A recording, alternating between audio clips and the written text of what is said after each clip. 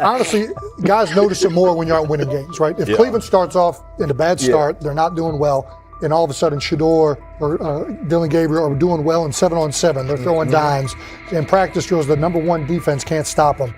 People take notice of that, and the more that the players see it, they're gonna then the comments start happening over the lunch table. They start happening throughout the building, and that's when the pressure really will get severe. The Cleveland Browns were focused on resolving their quarterback situation until Jason Kelce made pointed comments that triggered a strong reaction from ownership. The response inside the organization was immediate and intense. What exactly did Kelce say that has the dog pound on edge and the front office under pressure? We've seen that miserable game by the Cleveland Browns. So they throw Joe Flacco in there, and I like Joe Flacco. He did good, but they gave him the resource of all the first-team guys. Then they throw Dillon Gabriel in there with first teams and second teams. So Dillon always is getting protected. The same thing again, they gave this scrub max protection on every play. Yeah, he completed some passes, but let's talk about his mistakes. He's still inconsistent with his throws, but he at least had max protection. The Cleveland Browns continue to be defined by inconsistency and avoidable setbacks. Even as fans hoped the organization had turned a corner, Jason Kelce, fresh off retirement, offered a direct critique that reignited doubts about the team's direction. His remarks implied the franchise's structure and decision-making remain unstable and recent progress may not hold. The takeaway for leadership is straightforward. Identify core issues, align on a coherent plan, and execute with discipline. For supporters, it's another sign that the problems run deeper than a single season. They throw Shedeur Sanders in there with the lowest cab drivers you couldn't even get on 5th Street. And I'm pissed off, bro, because the play calling was abysmal. Look, even if you don't like Shedeur didn't even get a chance to be trash. Even if you think Shedeur is garbage, he didn't even get a chance to be garbage. That's how awful the offensive line was. Kevin Stefanski still doesn't want to give Shedeur second strings and first strings reps. Why is that? Browns ownership's response shifted from measured to urgent. The pattern is familiar in Cleveland. The team once treated Johnny Manziel as a franchise solution, retained Hugh Jackson for a second year despite results, and invested heavily in Deshaun Watson through a costly trade and contract. These decisions reflect aggressive but poorly aligned planning. The outcome has been continued instability instead of sustained progress.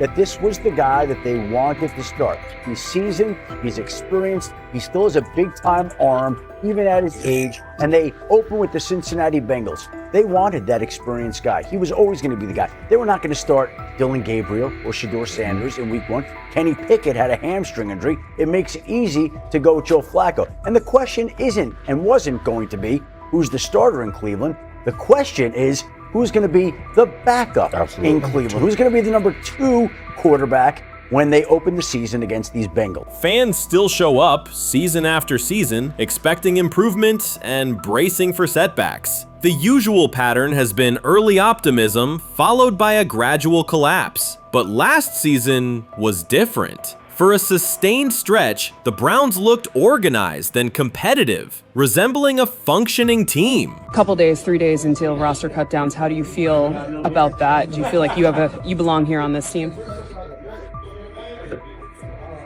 Obviously, I think overall as a player, I feel like I put in the work. I feel like everything I do, I try to do it to my best, and that's all I ask for. So I feel like everybody feels like, they should be on the team, and if you ask anybody on the team, would they feel like they belong, in their own eyes. So I feel like I do, but I'm my own player, I think about myself in a high regard. The front office entered the offseason confident. Kevin Stefanski was being praised, and the Dog Pound believed the team had made real progress. Then Jason Kelce delivered a pointed assessment that cut through the optimism. Fresh into retirement, the former Eagles All-Pro and Super Bowl champion said Cleveland still looks like a team patching over issues rather than building a durable contender. Kelce's view was direct. The Browns' structure is fragile, and the roster is too dependent on perfect health at quarterback. He argued the team is one injury away from losing continuity and sliding backward. Because Kelce has operated inside a stable, championship-level organization, his comments carried weight with players, media, and fans. The reaction was immediate. People took his critique seriously, not as outside noise, but as an informed evaluation of how a successful team should be built. Ownership also felt the impact. Jimmy Haslam's response shifted to urgency, a sign that leadership recognizes the stakes.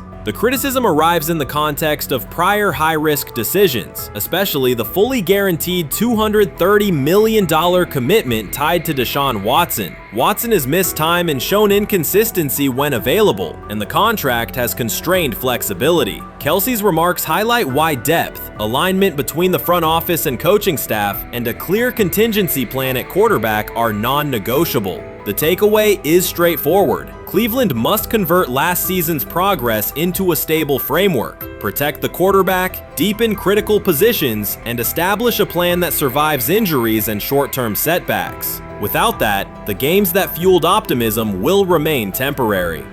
If you're a betting man, who do you think starts for the Browns at quarterback? Okay, this is the situation. Kenny Pickett, they actually traded for him. Joe Flacco, no one's bringing Joe Flacco in the building thinking Joe Flacco's going to be the starter. If Joe Flacco is your starter, You got a problem.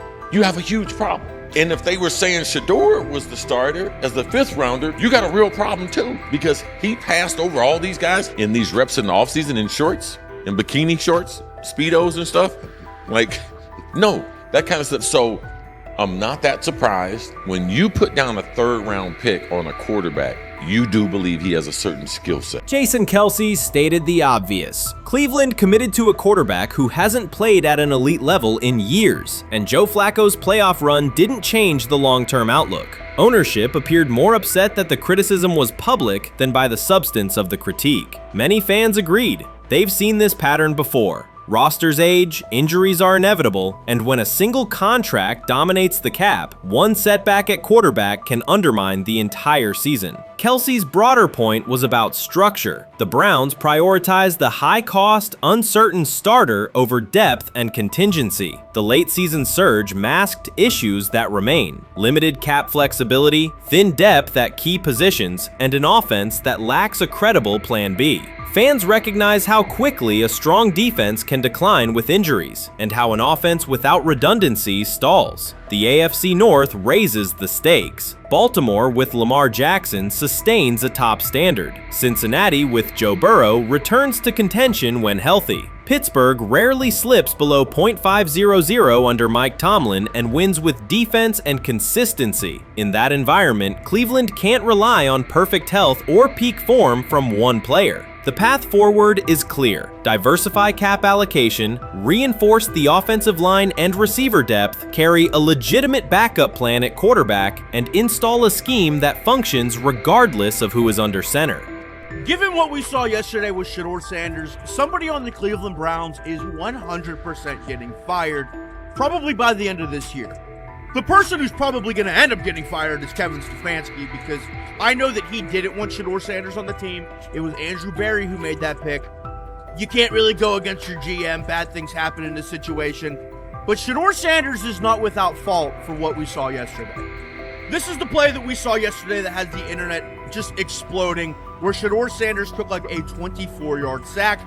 Half of the internet is saying that this is all Kevin Stefanski's fault. Cleveland showed progress last season, but the underlying concerns remain. Jason Kelce highlighted them directly. The Browns' long-term plan is fragile, cap-constrained, and overly dependent on perfect health at quarterback. His comments focused attention on structural issues, roster depth, continuity in coaching, and a sustainable offensive approach, rather than a single hot streak. That criticism resonated because it reflected what many around the league already see. Ownership's reaction underscored the sensitivity. Jimmy Haslam has presided over frequent coaching and quarterback changes, and external scrutiny carries weight when it comes from a respected veteran with championship experience. Kelce's remarks reinforce that last year's Joe Flacco stretch was a short-term solution, not a foundation. The team still needs a durable plan that can withstand injuries and inconsistency. The practical takeaway is clear: stabilize the system, diversify cap usage, and build depth at key positions so the offense functions regardless of who is under center. The 2025 NFL Draft was expected to be Shedeur Sanders' moment. Many projected him as a top 10 talent and a headline quarterback in one of the most discussed college football storylines in years. Instead of walking across the stage on the first night, he waited through 3 days without a call. There was no celebration, only silence. When the phone finally rang at pick no. 144 in the 5th round, it was the Cleveland Browns. With that selection, the financial outlook changed dramatically. The Sanders family believes this was not a typical draft slide, but the result of coordinated action. They are pursuing a $100 million lawsuit alleging collusion across parts of the league.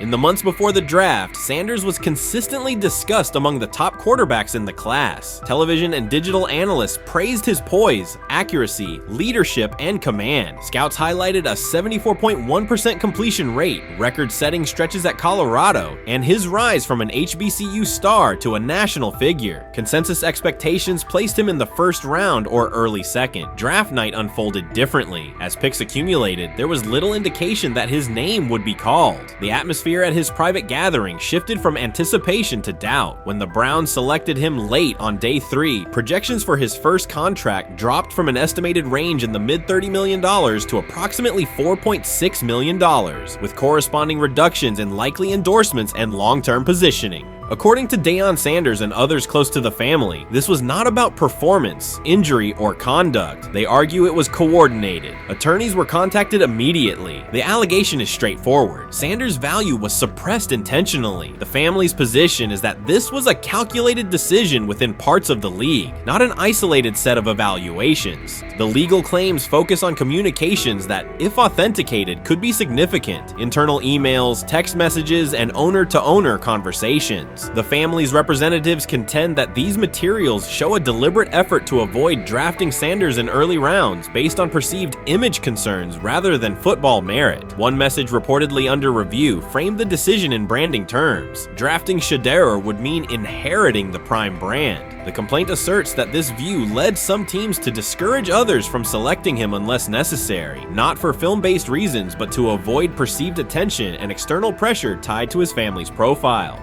A related thread involves speculation about team fit and willingness to play for certain franchises. Past public comments by Deion Sanders were interpreted by some as signals of an Eli Manning scenario. The family's view is that these were strategic statements, not ultimatums. They argue that rather than engage in discussion, teams chose a passive approach, no direct rebuttal, reduced contact, and a collective reluctance to invest a premium pick. If phone records and written communications corroborate coordination, these items could become central exhibits. Media tone shifted as the draft neared. Coverage that had emphasized production and leadership began highlighting intangibles, interviews, and perceived coachability. Anonymous sourcing appeared in multiple outlets, with claims that Sanders skipped combine drills out of arrogance, bristled at film critique, or told one club, "Maybe I'm not the guy for you," after a tense session. A widely cited line, "Nobody wants a celebrity backup quarterback," was voiced by Colin Cowherd and circulated as shorthand for risk. The Sanders legal position is that these narratives did not arise organically, but reflected a coordinated leak pattern that undermined his market value. The family's contention is that this was primarily about control and compliance rather than football ability. They point out that Sanders did not fail a drug test, was not suspended, and did not produce poor athletic testing. His college resume included elite stretches and significant program elevation at 2 stops. The legal claim asserts that the league's power structure resisted a high-profile player aligned with a high-profile parent coach and an independent media presence. The allegation is that teams sought to avoid the perceived complexity that would come with selecting him early. The financial impact is a core component of the damages claim. Had Sanders been selected late first or early second round, projected 4-year compensation would likely have fallen between $30 to $35 million, with immediate access to higher tier endorsement opportunities and the brand leverage that accompanies a franchise quarterback designation. As a 5th-round pick, the initial contract value is a fraction of that total, and associated off-field opportunities are typically narrower. The suit reportedly seeks not only lost salary, but also the broader economic value linked to draft position, sponsorships, licensing, and the visibility that accelerates an early career trajectory. The filing's scope, as described by sources close to the family, extends beyond the league office. It may involve media outlets, scouting firms, and specific executives if discovery shows coordination or materially false statements that affected value. The argument is that the draft slide harmed not only Shedeur, but also the broader Sanders brand, affecting perceptions of Deion Sanders as a recruiter, coach, and public figure. The family's view is that narrative construction around brand risk and celebrity backup produced a measurable economic and reputational loss. If a court authorizes discovery, the process would likely compel emails, internal draft notes, and message archives from teams and third-party intermediaries. Subpoenas could be served on media organizations for sourcing records related to anonymous quotes. That level of transparency would be unusual and could reveal how information flows during pre-draft periods. The legal theory moves beyond a single player's evaluation to the draft's integrity, whether owners or executives acted in concert to reduce a prospect's value for reasons unrelated to football performance. The league has not publicly addressed these specific allegations. Background comments from executives characterize the claims as overreach. The family's camp maintains they have documentation sufficient to proceed. The comparison points referenced by observers include Deflategate, Spygate, and the Colin Kaepernick grievance, not because the facts are the same, but because of the potential scope, policies, practices, and the balance of power between the league and individuals challenging its processes. Another dimension of the dispute involves how the NFL perceives Deion Sanders, Coach Prime, and the autonomy he promotes. He built a large media footprint around his programs at Jackson State and Colorado, elevated his players' profiles, and spoke openly about fit and leverage. The family contends that this visibility, combined with statements about preferred destinations, triggered resistance. The complaint frames the response as a preference for compliance and predictability over independent branding and public negotiation. The suit also addresses the pre-draft decisions that critics point to: skipping the Senior Bowl, declining full workouts at the NFL Scouting Combine, and candid interviews about team fits. The family characterizes these as strategic choices commonly made by top prospects, not evidence of entitlement. Their view is that similar decisions by other players did not produce the same narrative because those players fit more comfortably within league expectations. The risk calculus is clear. Bringing a suit of this magnitude invites professional consequences. The family acknowledges that some within the league may react negatively. Their position is that the principle at stake, transparent and fair valuation, warrants the risk. The message they intend to send is that manufactured narratives and coordinated devaluation should face scrutiny, particularly when they affect earnings, opportunity, and reputation.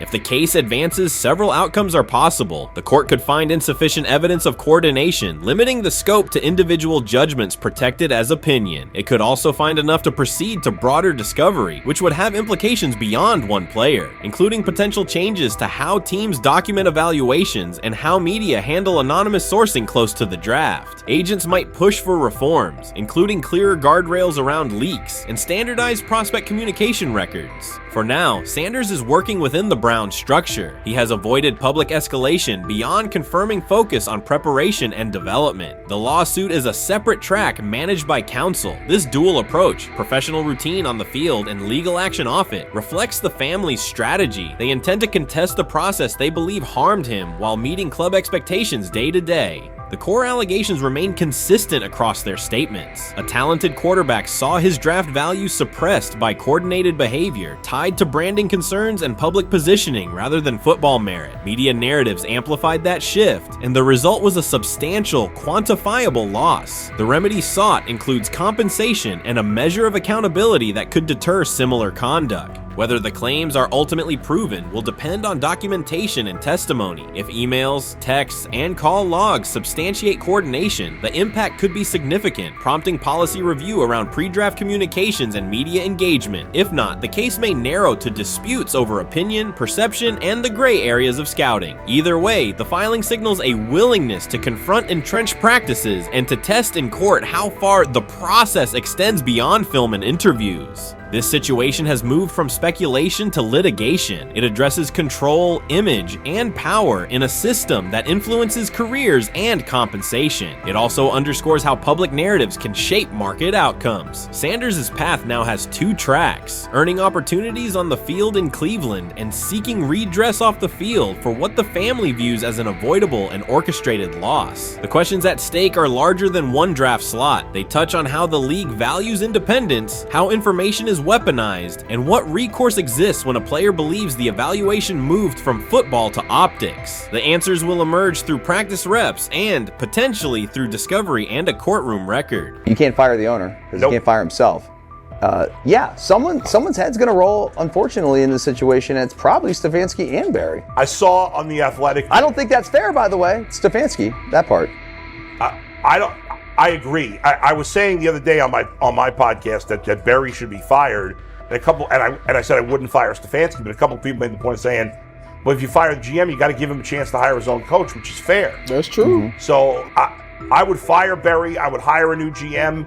If that GM thinks Kevin Stefanski's a good coach, wants to stick with him. Right. The situation in Cleveland has escalated with the NFL. Sources indicate GM Andrew Barry is prepared to move on from head coach Kevin Stefanski if he refuses to elevate Shedeur Sanders. The Browns are weighing a major quarterback change. Leadership appears to be aligning behind Sanders and pushing for immediate action. This is a high-stakes decision about control and the team's direction. I think it's unfair for me to comment in I guess, maybe on behalf of the industry. All I can say is this, the time that we spent with Shedeur, and what he's done throughout his college career is impressive. He's an impressive young man.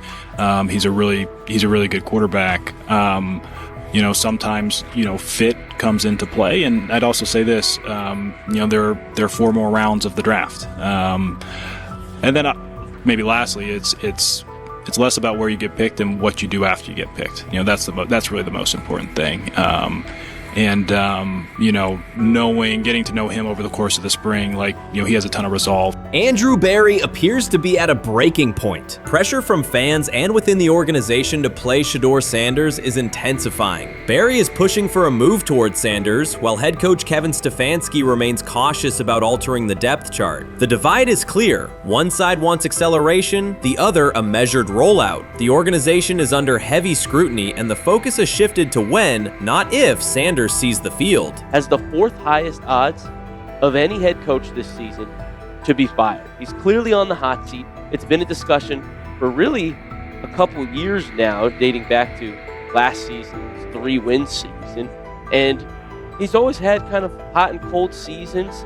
And now the sports books are saying he's 4th on the list.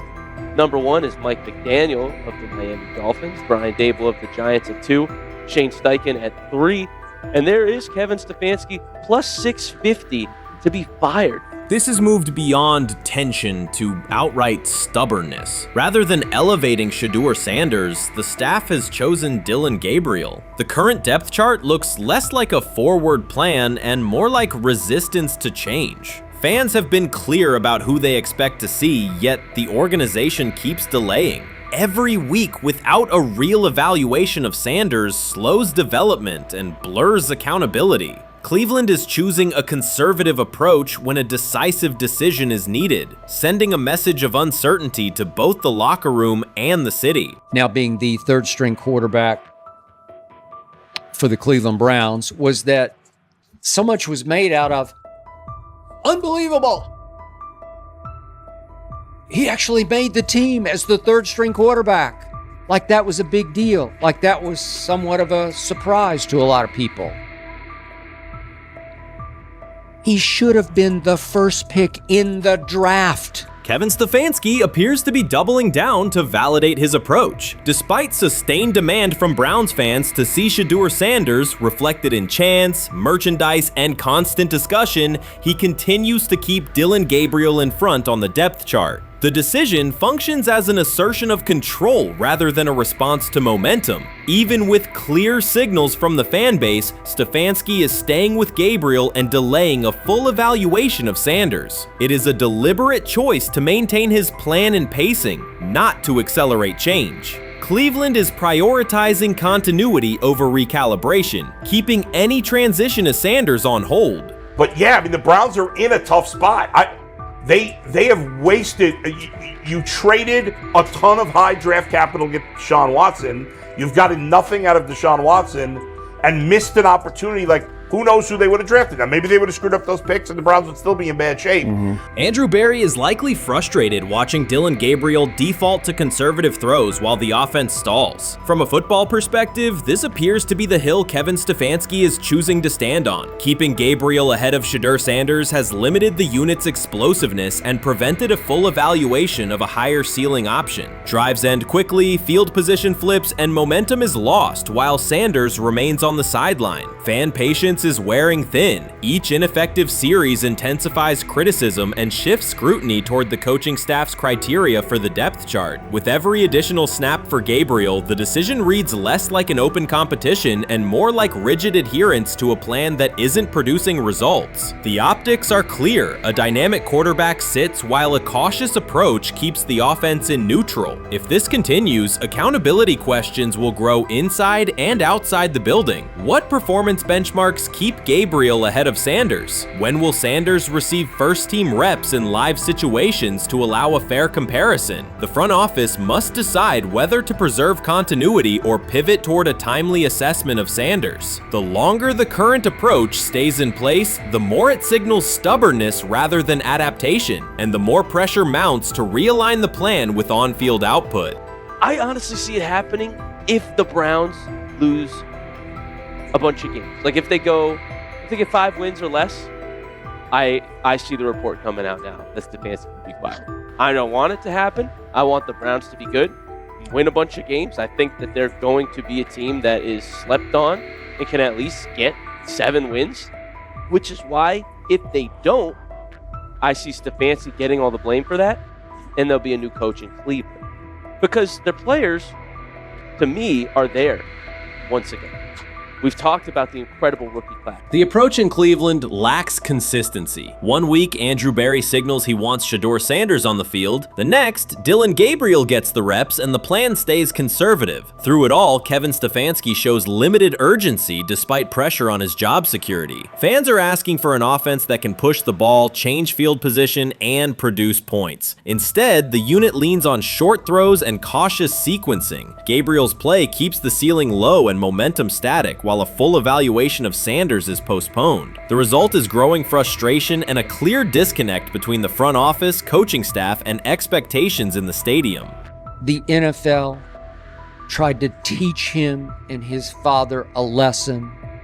You don't act like that. You don't talk like that before a draft. We'll show you how our game is played. We will watch you plummet all the way. I think he would have gone undrafted except for that owner in Cleveland. And he is the key to everything because he is something of an against-the-grain maverick owner. He's kind of a wannabe Jerry.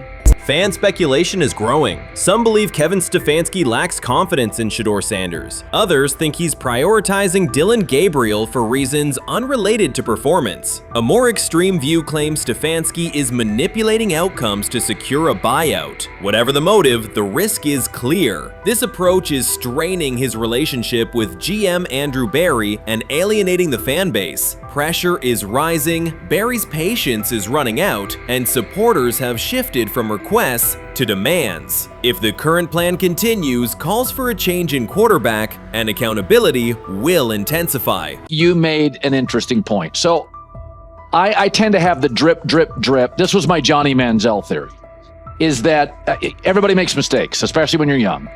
But if I see 2, 3, 4, 5, then you've got a plumbing issue. It's not just you didn't close the faucet. So there's about 6 pieces of video in college where Shedeur was a little bit of a brat, whatever. Then there's the legendary cringy draft room. Didn't love that as a B prospect. Then there's back-to-back speeding tickets, both over 90, and a missed arraignment. The NFL is navigating unexpected headlines after a former Browns coach publicly defended Shedeur Sanders in response to reports of multiple speeding tickets. The coach's statement has sparked extensive online debate. Supporters welcome the show of loyalty, while critics question the motive. Sanders now finds himself at the center of an unforeseen controversy, and observers want to know why a Cleveland coach is standing so firmly in his corner. The story is developing rapidly and continues to draw intense attention. When it came out that he got a speeding ticket, I said it's not really that big a deal. I feel very differently about it now. Over 40 miles an hour over the speed limit, less than 2 weeks after you just got a ticket. I don't know if that's entitlement or immaturity. There's got to be some teams that are feeling very good right now that they didn't draft him. Observers are focusing on Shedeur Sanders' recent speeding ticket, treating the violation as a measure of his character and sidelining his athletic, academic, and philanthropic accomplishments. The incident, driving 15 miles per hour over the limit in a borrowed Lamborghini, has drawn sharp criticism. In response, a former Cleveland Browns coach has taken the opportunity to comment, even though the franchise is widely viewed as unstable due to its frequent coaching changes and limited on-field success. By defending Sanders, he presents himself as an authority on discipline and leadership. The statement, coming from an organization seldom praised for stability, has nonetheless attracted considerable attention across the league. You want to defend him a little bit. I thought this was an interesting take. Yeah, I thought it was really interesting that you said you were out because of the speeding tickets. To me, that's such a minor thing. You were so high on him in terms of his completion percentage in OTAs, and I thought that was a little aggressive on your part. But with the speeding tickets, I got a speeding ticket the first night of the draft, my first year there. I thought maybe I'd get the benefit of the doubt, but they gave it to me anyways. As soon as the former Browns coach defended Shedeur Sanders, social media erupted with commentary, resembling the volume of draft night coverage. Posts and opinions appeared within minutes, and criticism escalated rapidly. Detractors amplified Sanders' minor speeding violation, while supporters argued that such reactions were disproportionate to a single traffic citation. Shedeur Sanders received 2 speeding citations, and the minor traffic issue quickly drew national attention. Before considering the former Browns coach's response, it is useful to clarify the facts. Sanders, son of Pro Football Hall of Famer Deion Sanders and a current college quarterback, was twice ticketed for exceeding the limit while driving a high-performance vehicle. Commentary on social media escalated rapidly, with critics framing the incident as a significant character concern, even as the league has historically tolerated far more serious legal transgressions. Stepping into the debate, a former Cleveland Browns coach, best known for a tenure filled with losses and contested decisions, issued a strong public defense. He argued that 2 speeding tickets should not define Sanders' reputation or overshadow his on-field talent and community work, urging a balanced assessment of the player's actions. I don't love it from a 5th-round draft pick. I don't love that it happened multiple times, but I do think that this is the first time he's been away from his dad, and there's gonna be some growing pains now.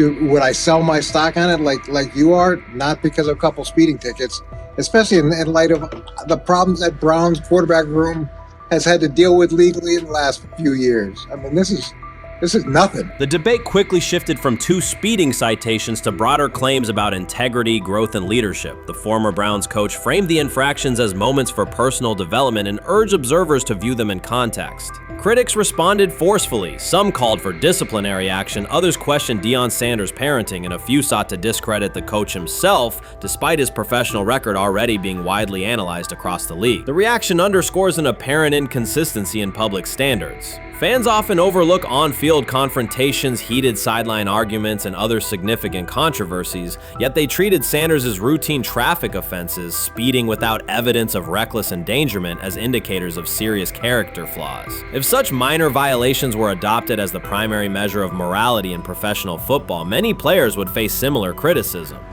Sports media amplified the story almost immediately. Television panels dissected Shedeur Sanders' decision-making, treating 2 speeding tickets as indicators of deeper character concerns. Networks aired detailed segments under banners such as red flags and road rage, repeatedly questioning whether the citations might affect his draft evaluation. Although Sanders is already regarded as a first-round prospect, analysts emphasize that NFL teams value discipline and legal awareness when forming final assessments. Many commentators overlook the fact that other high-profile players have faced more serious offenses without similar similar scrutiny? Throughout the coverage, the former Browns coach defended Sanders, portraying him as a talented quarterback subjected to disproportionate criticism in a culture that expects near-perfect conduct. His argument was thorough and methodical, asserting that the traffic violation should not overshadow Sanders' skills, work ethic, or future potential.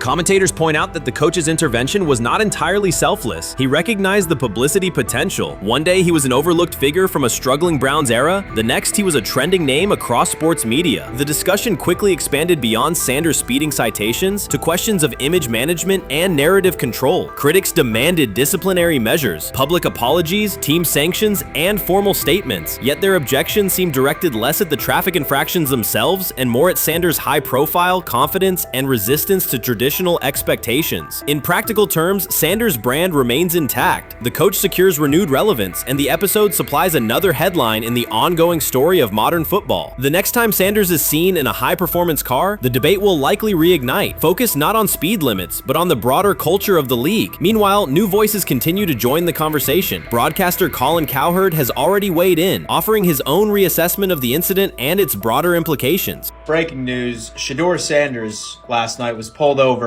going 100 miles per hour. All right, he clocked 101, 41 miles an hour over the speed limit in Cleveland. He will have the opportunity to fight the ticket in court.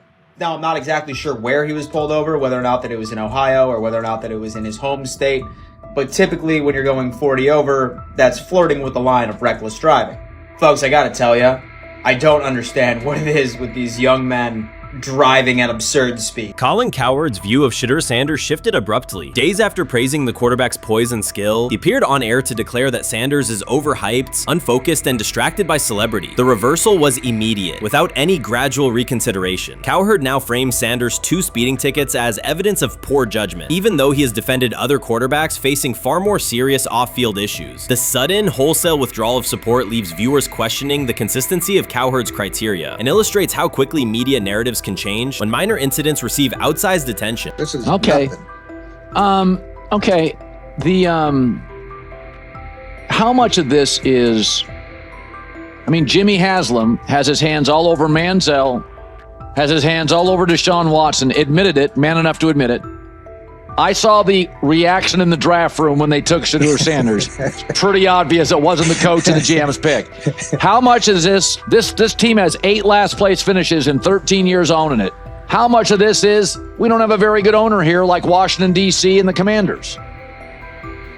Yeah, I didn't love the owner stepping in and saying, you got to take this guy in the 5th round.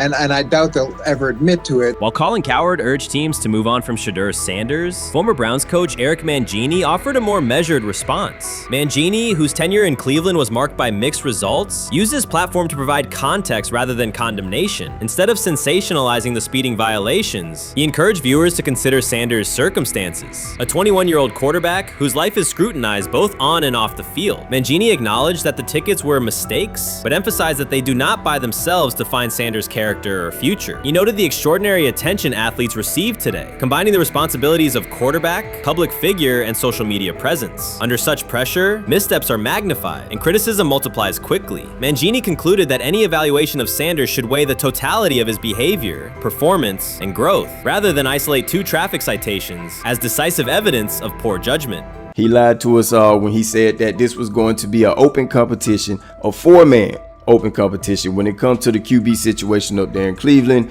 in which, from the looks of it, all we've seen it be was a 3-man race. The only people that has been getting reps in with the first team or with the veterans are Joe Flacco, Kenny Pickett, and Dylan Gabriel.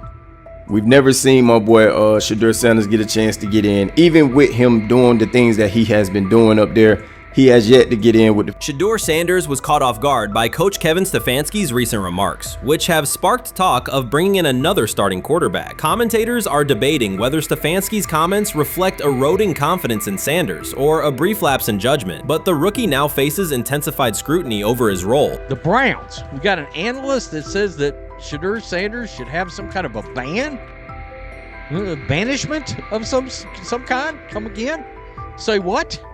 For what? And we've got, this would be more troubling.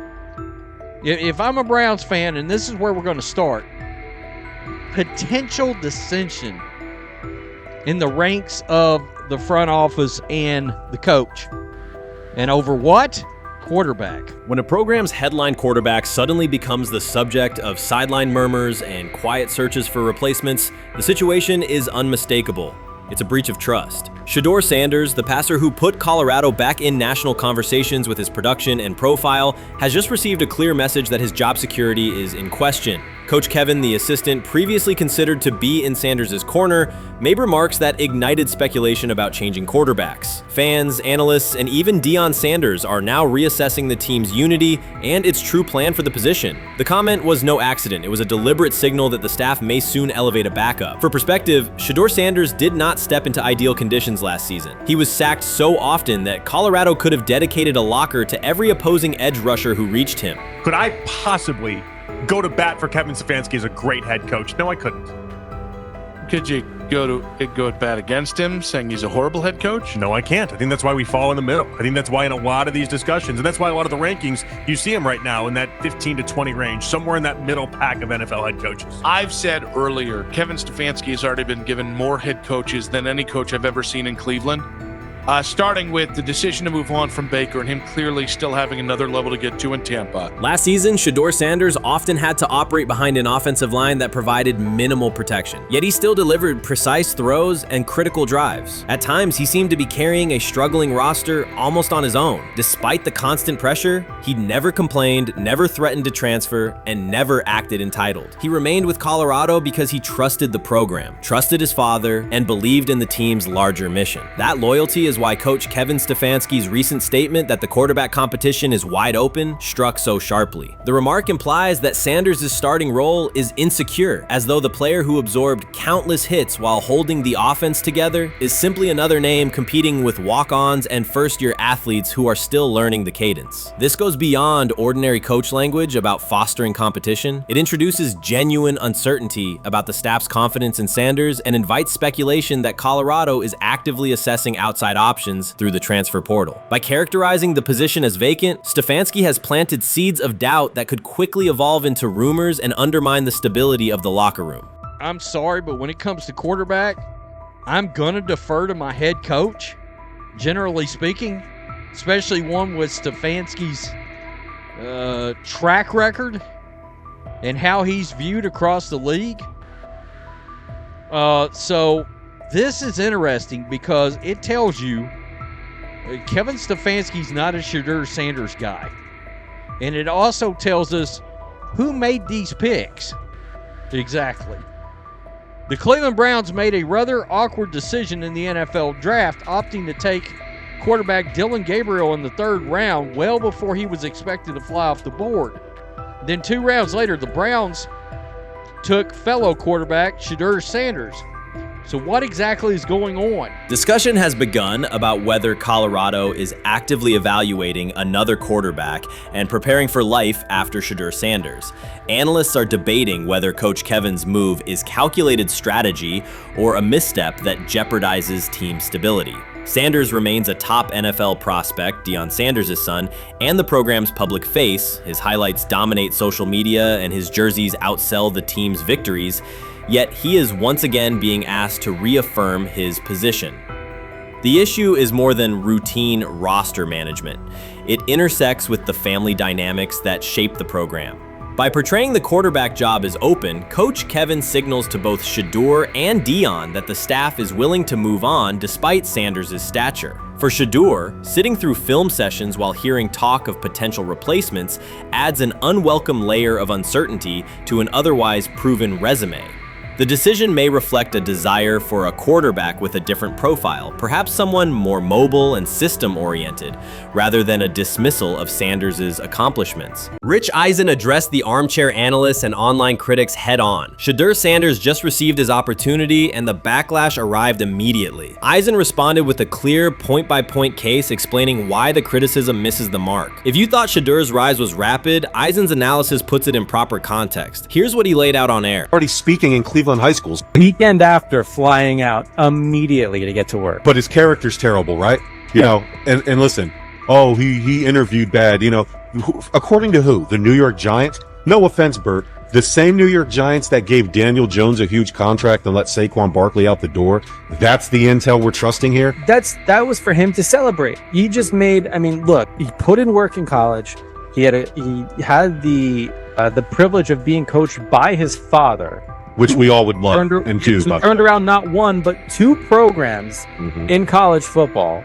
And then literally for any athlete, being drafted at the highest level is a success story in itself. Rich Eisen delivered a direct response to the critics. He addressed the online claims reducing Shedeur Sanders to Deion Sanders' son instead of evaluating him as a quarterback on merit. Eisen challenged those assumptions and refocused the discussion on performance, preparation, and opportunity. Say Kenny Pickett had strained his hamstring. Shedeur, they say his first day in pass, 9 for 9, 2 touchdowns, no interceptions. Really was just hating on this young guy. Within minutes, Rich Eisen delivered a structured breakdown, addressing each claim with evidence and dismantling weak narratives through clear analysis. He replaced speculation with data and kept the focus on what matters: decision-making, accuracy, leadership, preparation, and game management. The reality is simple. Shedeur Sanders was not given this opportunity. He earned it through performance and consistency against real competition. He accepted the role, met the standard, and handled the moment with professionalism and urgency. No shortcuts, no favors, just results and readiness. Eisen's point was direct. Evaluate Shedeur on his work, not assumptions, and acknowledge that he has justified the opportunity on the field. I've done it at 2 locations already, so it's simple. So that's why when people say I'm not, one of the top quarterbacks or the top quarterback, because what are y'all going based off of? Because I did it year after year after year, and you see the progression. So it's like, obviously, it got to be some type of external hate that you have for the family, for the last name, for anything, because I know I proved myself. While many were still debating whether he was NFL ready, Shedeur Sanders stepped onto the practice field and operated like a clear QB1, setting protections, controlling tempo, and executing the plan. The narrative that he is just flash, media attention, or his father's influence does not hold up against his work in installs, progressions, and situational drills. What he showed was composure, efficiency, and command of the offense. He processed quickly, protected the football, and delivered on-time throws, demonstrating preparation and control. I'm a firm believer.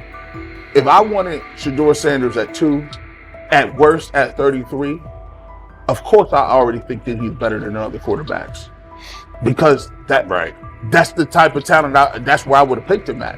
And if he was at 2 or 33, and he still had the same exact skill set, we would be talking about him starting and playing. Right. Well, there'd only be 3 quarterbacks. It'd be 3 quarterbacks, not 4. 4, yeah. But since he moved to the 5th round, that's cool. They might have to go along with it. But to me, I think if you ask who got the best tools, I'm going with Shedeur Sanders. From the first day of camp, he was not there to get by. He arrived to lead. There was no hesitation in installs, no lapses in fundamentals, just precise timing, clean footwork, and consistent velocity to every level of the field. He managed protections, controlled cadence, and delivered in situational work, showing command rather than learning on the fly. The approach was efficient and disciplined, with attention to detail and progressions and ball placement that reflected preparation, not improvisation. At the same time, Rich Eisen addressed the narrative directly and backed it with evidence.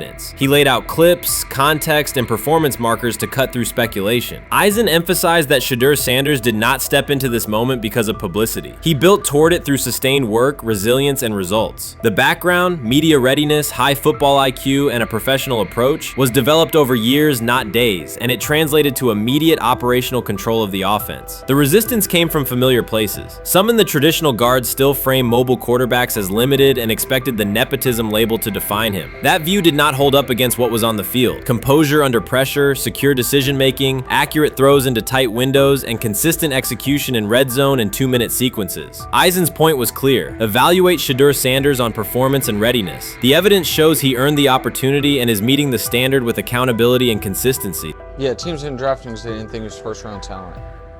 And the quote we played and that's on the screen, I think is flatly wrong.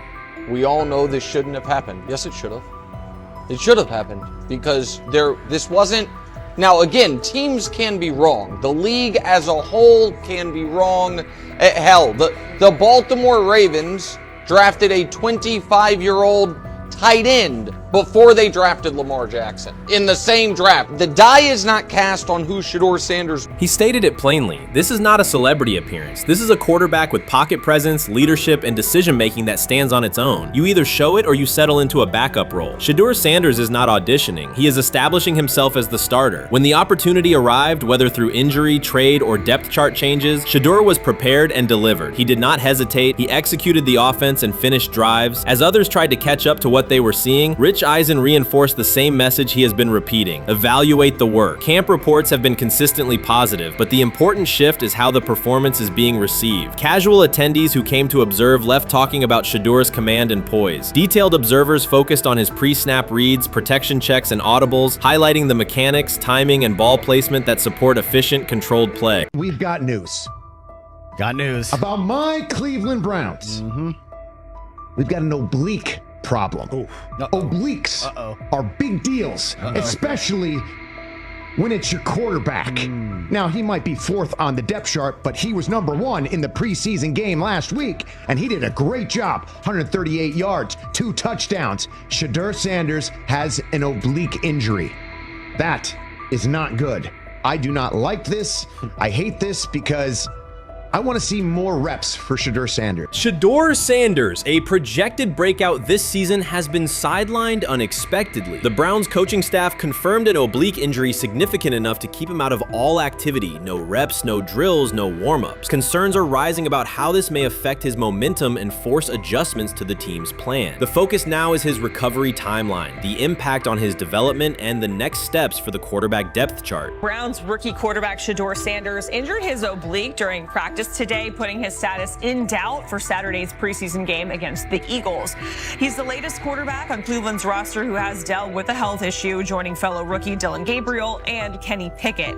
Sanders, who is trying to fight his way up the Browns' depth chart, started the preseason opener last week and threw to practice. So how concerning is this for Shedeur as he is trying to, again, make his way up the depth chart, be QB2, potentially QB1 in the future? Dillon Gabriel taking Shedeur Sanders' QB1 spot after Sanders suffers an oblique injury is more than a roster change. It signals the staff is choosing urgency over efficiency. You do not replace a quarterback operating near a 70% completion rate with one coming off a 32% outing unless the decision is driven by desperation or poor evaluation. That is not strategy, it is avoidable loss of production. The impact on accuracy, timing, and drive sustainability is clear, and the difference is apparent to anyone watching. Well, here's what we know. I mean, after practice, Kevin Stefanski, the head coach of the Cleveland Browns, was not available to the media, but I did talk to him on the field as the players were coming off, and he told me that Shedeur Sanders complained of oblique soreness during the warm-ups this morning. Shedeur Sanders' absence isn't just a gap in the lineup, it's a setback for the entire offense. He thrives under pressure and makes throws others won't attempt. When he's healthy, every pass has intent, every drive has rhythm, and opposing defenses know they're in for a long day. Replace him with Dillon Gabriel and the defense senses an opening. Corners press tighter, safeties cheat down, and linebackers blitz more aggressively because they don't expect the same timing, velocity, or accuracy. Yes.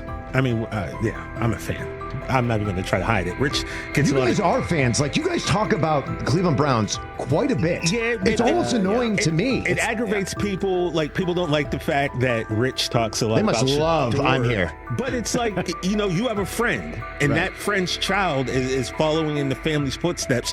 You want them to do well. I don't know why people have such an issue. I know Rich is supposed to be impartial, but it's kind of hard when you have that type of tie to it. But yeah, I'm rooting for Shedeur, man. And Dillon Gabriel's 32% completion rate isn't just poor, it's untenable at this level. A number that low needs no context. It means 2 misses for every completion. Weather, opponent, and play calls are secondary when efficiency is that limited. That output does not sustain drives or keep the full playbook viable, yet he is starting while Shedeur Sanders is sidelined. The contrast is clear. Sanders brings accuracy, timing, and command. Gabriel's recent performance reflects inconsistency and missed opportunities. Choosing Gabriel under these circumstances reduces offensive reliability and invites defensive pressure. It is a decision that sacrifices efficiency and field position. So it'll be interesting to see what happens with Dillon Gabriel, but to the Shedeur Sanders point, it is unfortunate because I thought he was gaining some momentum.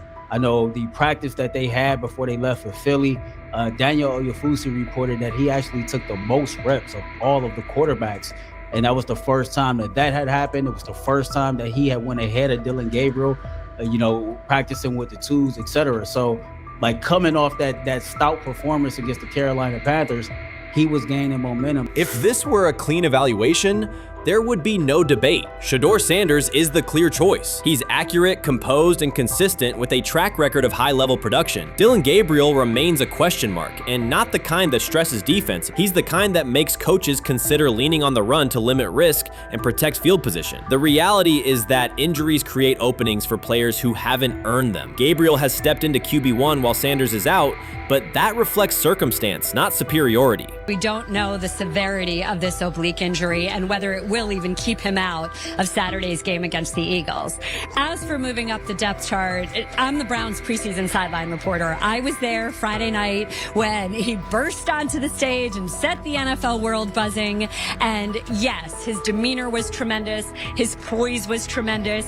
He did the things that were asked of him. But at the end of the day, he wasn't actually asked to do all that much. The real concern is how this could attach to Shedeur Sanders' reputation. The NFL is unforgiving about availability. An oblique injury for a quarterback isn't minor. It affects mechanics, torque, and timing. Even with a strong return, the injury-prone label can linger. For the Cleveland Browns, or any team seeking stability under center, that perception is toxic. Teams don't want a player they fear won't make it through October. That's the risk. Talent doesn't always overcome league politics. Once questions about durability start, they rarely fade. They surface in contract terms, roster decisions, and sideline evaluations. So Shedeur Sanders is injured again? If you were following along on social media today for the Browns' first joint practice in Philadelphia against the Eagles, wow, you were in for a tumultuous ride. I mean, all the reporters, both Browns and Eagles reporters, were pretty much flabbergasted at the fact that Shedeur Sanders was taking 0 team reps during the day, and even Tyler Huntley was getting team reps instead of Shedeur. And then it came out, obviously, everybody's speculating. There's people calling for Kevin's jobs, and before I go any further, I don't blame anybody. Ever. Meanwhile, Dillon Gabriel's numbers should be sidelining him, not elevating him. A 32% completion rate isn't a dip, it's a warning sign that points to issues with field vision, timing, and receiver cohesion. That's the quarterback taking snaps while Shedeur Sanders is out. Put their work side by side and the gap is obvious. Sanders shows consistent placement, timing, and footwork that reflect high-level execution.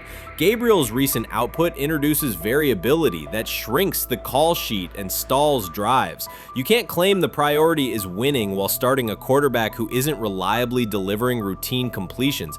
Fans recognize it, receivers lose confidence and tempo when targets are off, the offensive line's urgency fades when protection doesn't translate into productive throws, team belief in the quarterback is fragile, and once it erodes, a season can come apart quickly.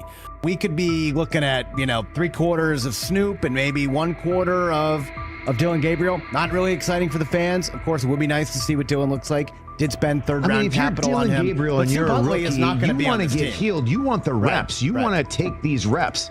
So what do you do to prepare yourself and get ready? Because, man, when rookies get injured, it's like these reps are so valuable. Yeah, sets them back a lot. We do have some video here. Mike Garafolo had some video of Jalen Hurts kind of helping Shedeur use his cart to get off the field here. Shedeur Sanders changes the entire equation. His presence under center keeps defenses honest, keeps teammates engaged, and expands the coaching staff's options. You can call vertical shots, open the playbook, and control the game's tempo. Dillon Gabriel limits that. With him, the playbook narrows, drives stall, and the defense ends up on the field too long trying to compensate. The Cleveland Browns are not in a position to gamble at quarterback. This is a franchise with a difficult history at the position. With Gabriel, the issues are visible from the stands. A 32% completion rate won't jump to 60% with a few extra reps. If anything, it will decline as defenses present looks they would not risk against Shedeur. And that's the core issue. Shedeur Sanders at 80% is still a better quarterback than Dillon Gabriel at his best. That isn't exaggeration, it's the numbers. If Sanders is a 70% passer when healthy, even a drop to 60% keeps him well ahead of where Gabriel is now. Yet the team is rolling with the quarterback who isn't delivering routine completions. Every week Sanders is out, his hold on QB1 loosens. That's the hard truth. The longer Gabriel stays in the role, the more coaches cite continuity and chemistry to cover what's happening on the field. Every throw and every drive has to be a statement, not just to win, but to erase any notion that Gabriel is a legitimate alternative. In the NFL, QB1 isn't handed back because you used to be the best option. You have to take it. Started off was some positive news for Shedeur, and then it kind of just went left real quick. Shedeur got the news early on that if Dillon Gabriel couldn't go, he would get his second straight start in the Saturday preseason game against the Philadelphia Eagles. And then he went on to injure his oblique. For the fans who don't know exactly what part of the body the oblique is at and what that injury is and how it can impact the quarterback, can you explain to them what is an oblique injury? It's like up in this area, right? Well, you can't see me, but like right up in here, when you go to throw, like obviously that's all that. So the truth is straightforward. The Cleveland Browns, or any team in this situation, aren't going anywhere meaningful with Dillon Gabriel under center. You can frame it as progress and point to selective highlights, but reality will level it out, and by then the season is already slipping. Shedeur Sanders is the difference between a team with a path forward and the team playing out the schedule. He reads coverages, delivers on-time throws, and forces defenses to respect every level of the field. Gabriel turns the offense into guesswork. The NFL is built on results, and the results are clear. Gabriel's 32% completion rate functions as a warning sign. It doesn't need context, a clinic, or a film session to explain. It signals inefficiency that stalls drives and compresses the playbook. Yet he has been handed the role Shedeur established through precision, composure, and production. That decision undercuts the stated goal of winning. With Sanders, the offense retains structure, rhythm, and threat. With Gabriel, it narrows and exposes the defense to longer stretches on the field. I'm about to unleash about Shedeur Sanders. I just watched what happened to Shedeur Sanders in the Cleveland Browns' third and final preseason game. And I'm outraged, I'm sickened, and I'm saddened. By the way, Shedeur continues to be treated in the National Football League now by those sorry-ass Browns and sorry-ass Kevin Stefanski. The Cleveland Browns are once again mishandling a promising quarterback. Skip Bayless criticized the organization for failing to develop Shedeur Sanders and for misusing his skill set. He argued that the team's decisions are undermining Sanders' progress and turning a major investment into a cautionary example. Bayless pointed to inconsistent usage, questionable play calling, and a lack of clear direction as key issues limiting Sanders. He said the Browns need a defined development plan and stronger support if they expect Sanders to succeed. Skip Bayless delivered a direct, critical assessment this week. After seeing Shedeur Sanders in a Browns uniform, he argued that Cleveland is mishandling the quarterback and undermining his development. Bayless said the team's approach shows poor planning and inadequate support around Sanders. He dismissed excuses about strategy and emphasized the need for better coaching, deployment, and protection. In his view, the Browns are setting themselves up for problems before the season begins unless they establish a clear plan for Sanders. Given the team's recent decisions, his reaction is understandable. Cleveland has a history of inconsistent quarterback development. Shedeur Sanders is a premium prospect, the son of a Hall of Famer, a proven college performer, and a widely recognized figure. The organization should prioritize his reps, protection, and a clear development plan, not place him behind Dillon Gabriel as if he were a secondary option. But I'm going to answer this question by saying Shedeur Sanders, and I'm going to tell you why. I think he's being set up to fail. That's right, I'm going to say it. Okay. Here we are on national television, right?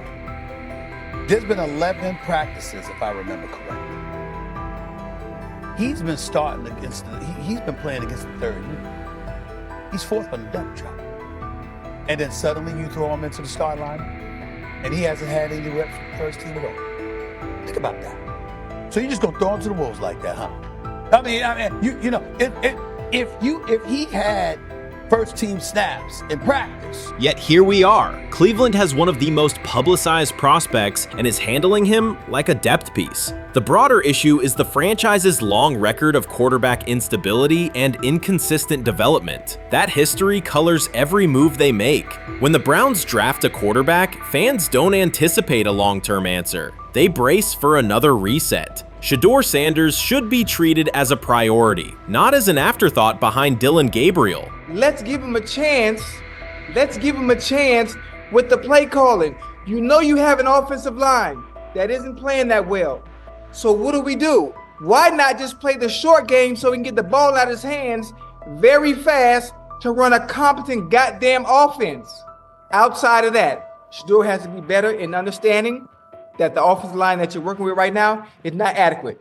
Why not allow the players that are competing for a job in this instance, Shedeur Sanders, to finish off the 2-minute drill. When Browns fans see another quarterback selected, they brace for another setback. The franchise's recent history, from Johnny Manziel's failed stint to the rocky handling of Baker Mayfield, reflects inconsistent development and short-term decision-making. Against that backdrop, Skip Bayless's reaction to Shedeur Sanders on Cleveland's roster was blunt. He argued the team is already mishandling a premium prospect by treating him as a secondary option instead of a centerpiece for the future. Bayless's position is straightforward. Sanders is not just a name, he brings proven college production, leadership traits, and significant visibility that can strengthen both the offense and the organization's broader profile. Burying him on the depth chart behind Dillon Gabriel signals a lack of a clear development plan and wastes early momentum. Instead, Bayless contends, Cleveland should establish a defined pathway.